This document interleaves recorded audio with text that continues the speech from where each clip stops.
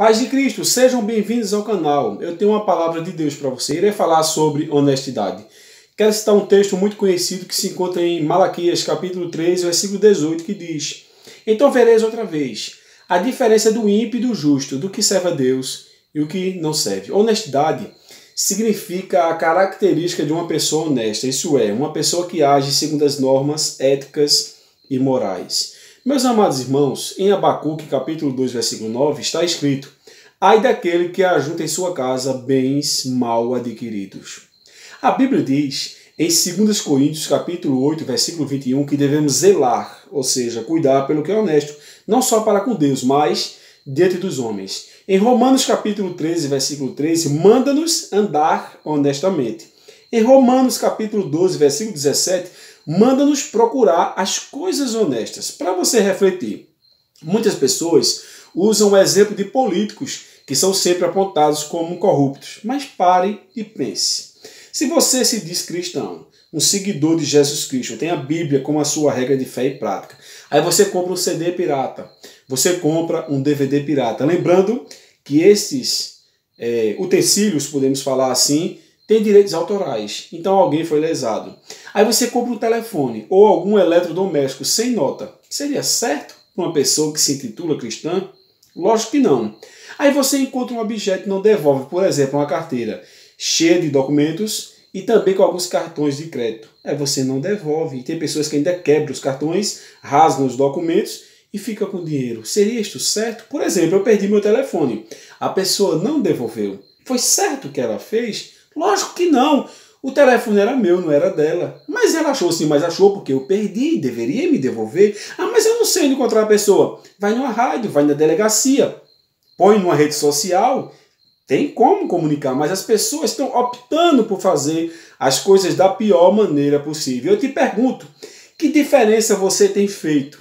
E ainda usam um dito popular: o que eu não quero de ruim para mim, eu não quero para ninguém. Será?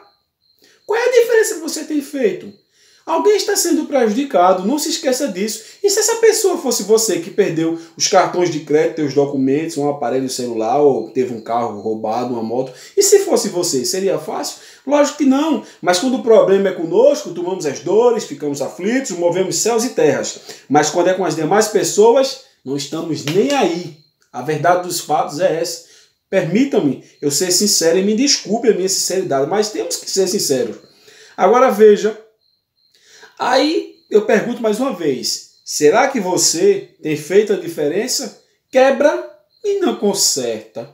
Pede emprestado e não devolve. Compra e não paga. Mas a Bíblia diz, em Provérbios capítulo 22, versículo 1, que mais vale o bom nome do que muitas riquezas. Como é que está teu nome? Como é que está por aí afora a tua credibilidade? O que é que as pessoas acham de você como homem e como uma mulher de Deus e como cidadão aqui da terra, né? Aqui do Brasil, onde fazemos parte, ou do mundo, qualquer lugar do mundo? Como está a tua reputação? Será que você tem sido honesto? Em Gálatas capítulo 4, versículo 16, diz o seguinte: Fiz-me acaso vosso inimigo por falar a verdade? Algumas expressões que eu usei aqui, muitas pessoas não vão gostar, mas me perdoe a minha sinceridade, eu não estou nem aí. Temos que pregar a palavra de Deus, que as pessoas gostem ou não. Então as pessoas querem massagear seu ego, não querem admitir que erram, querem apontar o erro dos outros. Mas por que não admite que erra? A Bíblia diz, não examine as pessoas, não examine-se o homem a si mesmo. Agora, eu até falei, se fosse você que perdesse um objeto e estivesse sendo prejudicado, qual seria a sua reação? Estou batendo nessa tecla aqui de propósito. Ai, mamãe não foi comigo, se não foi, graças a Deus. Mas se fosse, a Bíblia diz que devemos nos pôr no lugar do outro. Então, sabe por que muitas pessoas existe a pirataria, existe a corrupção? Sabe por quê? Porque muitas pessoas compram esse material corrupto, vamos usar essa linguagem aqui, que a minha colega de trabalho falou, só existe a pirataria e só existe a corrupção porque as pessoas estão compactuando. Se as pessoas rompessem com essas práticas, não haveria o que estamos vendo aí. Para você ter uma ideia, foram fazer uma pesquisa e dentre os materiais piratas, quem mais compra são cristãos. Veja que vergonha! Um cristão comprando material pirata? Isso é um absurdo. Então, que você venha refletir e saibas que vale a pena ser honesto. Lembro-me que aqui em Pernambuco, uma cidade, tinha um gari. E esse gari ele achou uma quantia de dinheiro e ele foi devolver. E seus colegas de trabalho chamaram ele de babaca, de idiota, de burro e outras palavras aí com o coitado. E o padre da cidade ficou sabendo o que aquele jovem tinha feito, aquela atitude nobre de devolver o que não era dele. Devolveu o que era do dono.